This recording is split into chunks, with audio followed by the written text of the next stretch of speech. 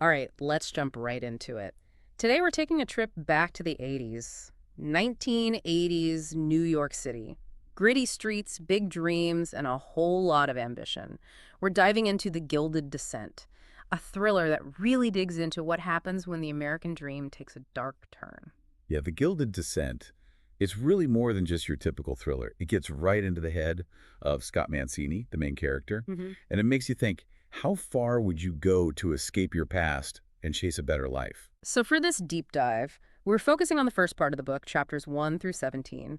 We meet Scott as a young guy, early 20s, trying to make it in a city that can chew you up and spit you out.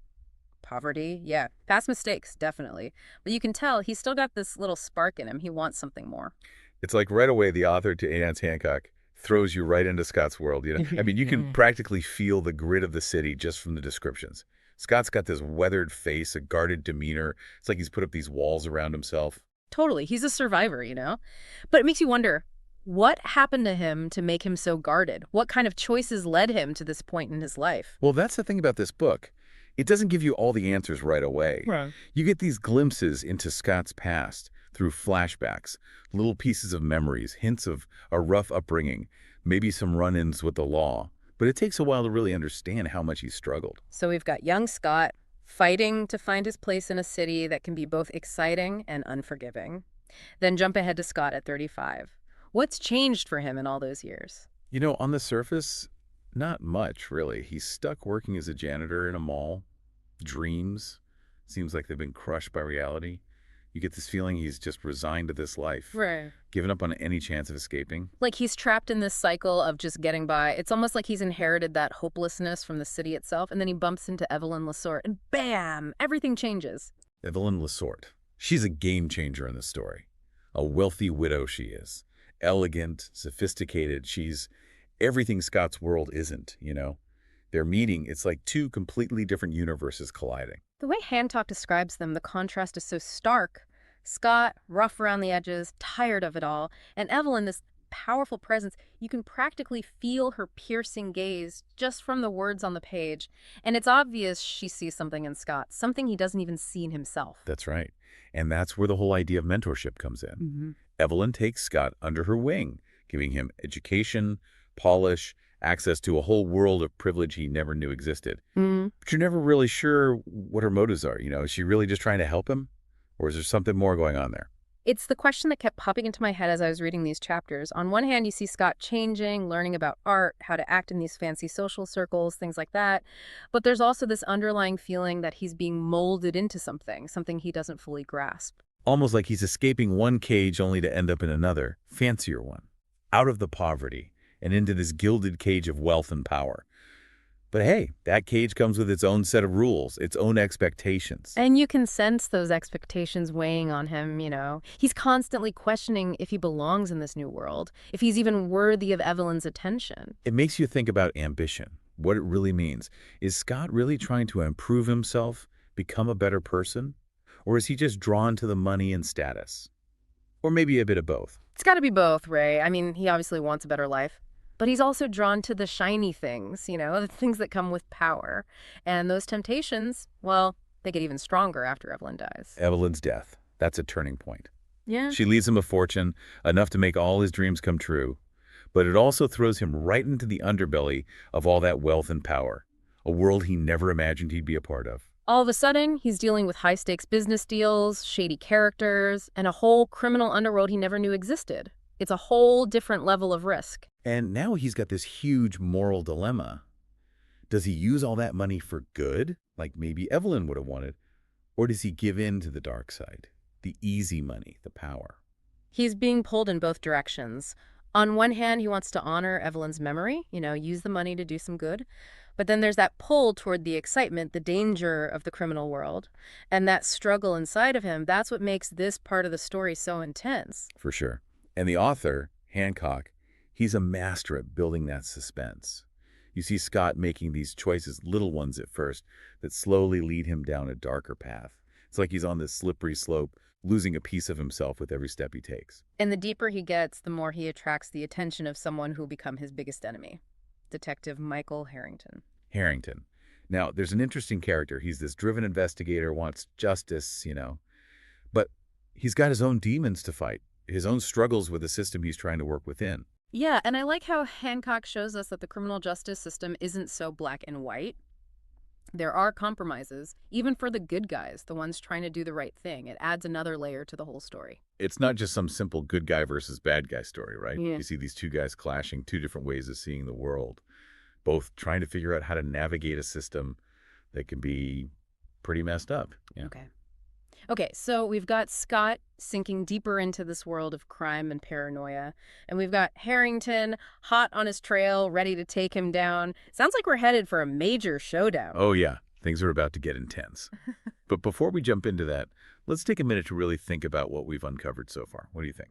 What really strikes me is how Hancock weaves this complex story within a thriller.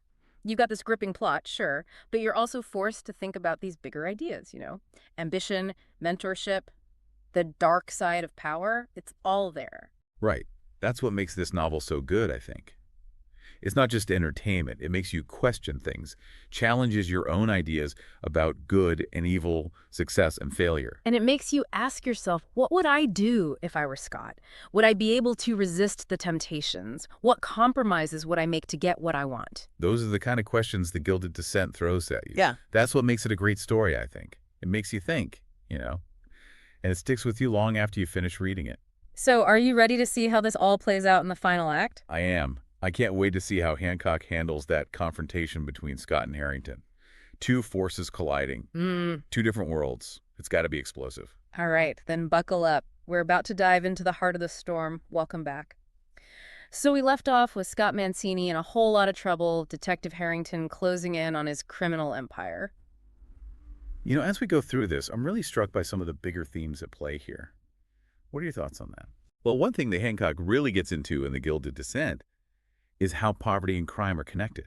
And like Scott, he's both trapped by that cycle and contributing to it at the same time. You know what I mean? Oh, absolutely. He starts out desperate to escape his past, to get away from that poverty, but then he ends up right back where he started, in the criminal world. Even if he is on the other side of it now, it's kind of crazy. Exactly. And it makes you think, like, how much does the system itself keep people stuck in those situations? Can you really ever escape it if those structures stay the same? That's a really good point. I mean, you see Scott trying so hard to pull himself up. He gets that mentorship from Evelyn. He's learning. He's trying to improve himself. But still, he can't break free from what he came from. And that brings us to another big theme, mentorship. The role it plays in shaping our lives, Evelyn Lasorte, she's this rich widow, remember? She comes into Scott's life and completely changes his trajectory, gives him knowledge, opens doors to a world he never even imagined. But I kept wondering, is she really just trying to help him? Or is there more to it than that? Right. It's never really clear. You see Scott struggling with his own self-worth, and there's always this sense that Evelyn is kind of controlling him, shaping him to fit her own vision, maybe. Right, like, is he becoming who she wants him to be, not who he really is? There's a fine line there for sure. For sure.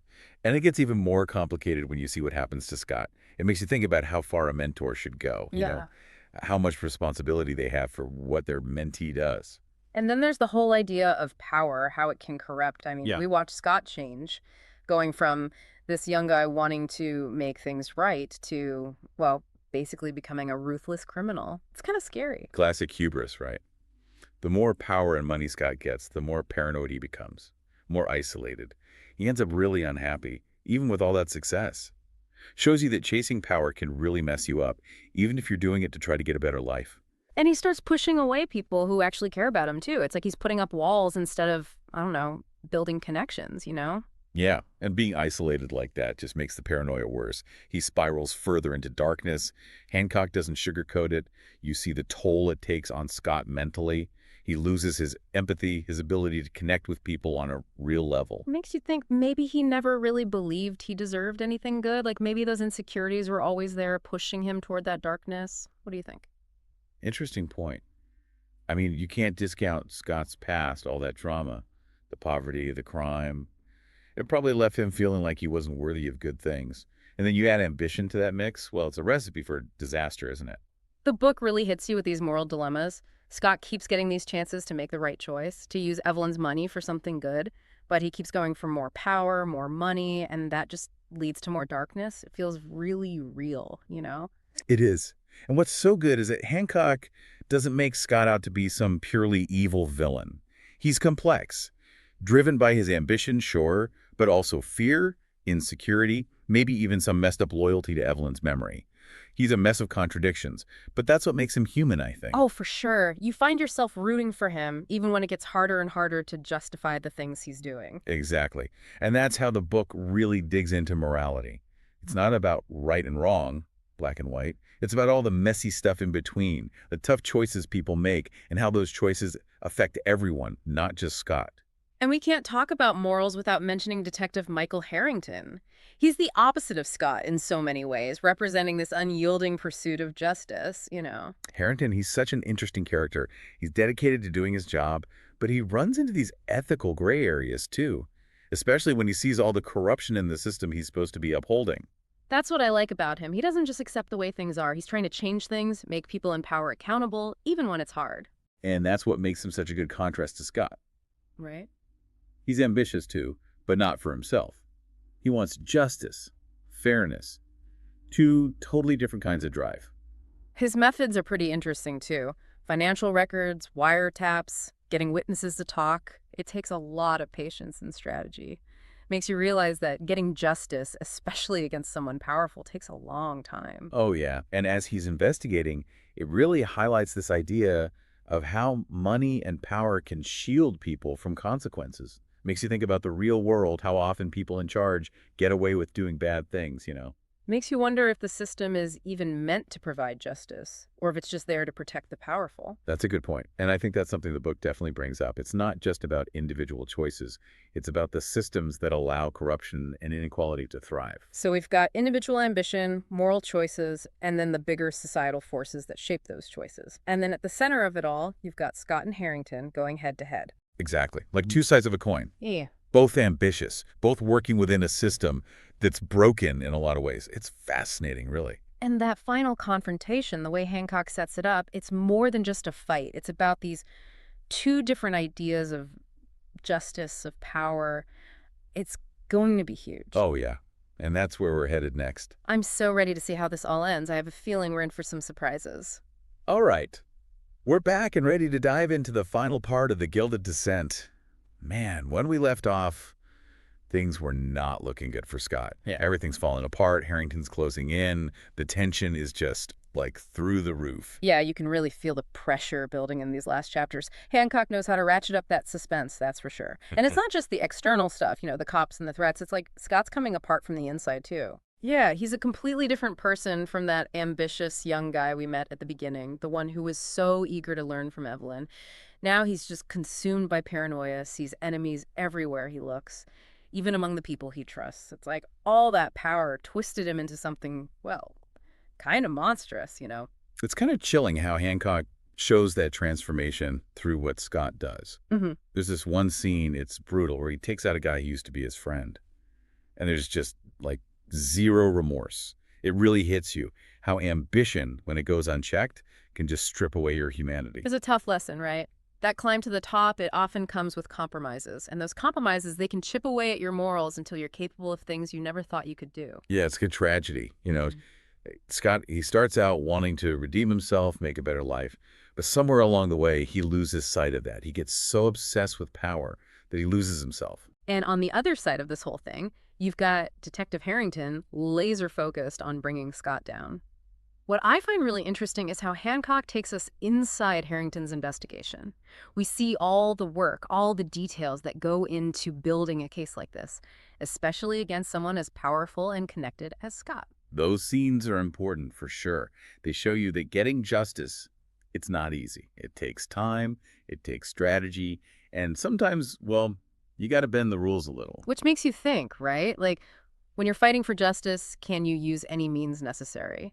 Does Harrington, in his pursuit of Scott, cross any lines himself? Does he compromise his own sense of right and wrong? That's a question that hangs over the whole story, I think. Harrington, he's not some perfect hero. He's got flaws, he makes mistakes, and sometimes he has to make really tough calls, the kind that put him in a gray area, morally speaking. But even with those flaws, he never gives up on his goal. He's going to bring Scott down, expose the corruption that helped him get to the top. And that brings us to the final chapters, man. Talk about intense. Hancock just throws everything at you.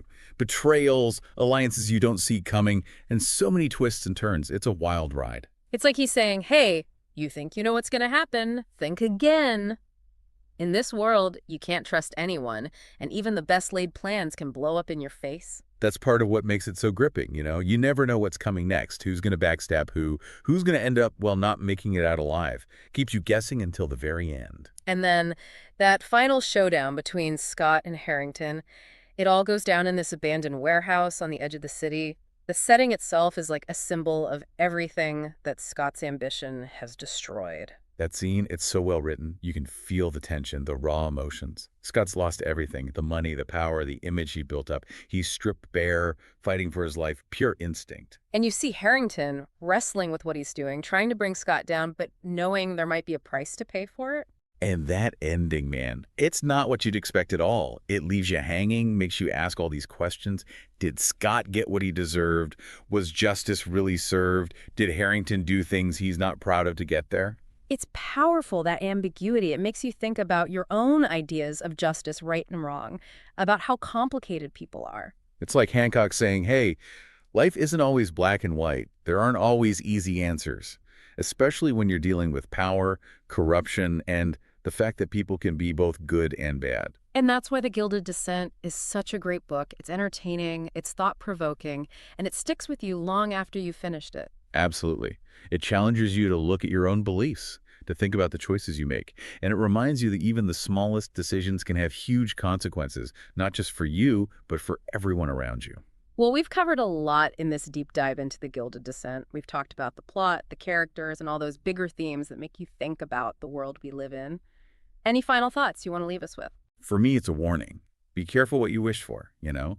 Ambition can be a dangerous thing. It can blind you to what really matters, and you can lose yourself chasing after power and money. But it's also a story about hope, about the chance to change, to find redemption, even when things seem impossible. That's a great message, and I think it's one we can all relate to. Totally. We all have choices to make, right?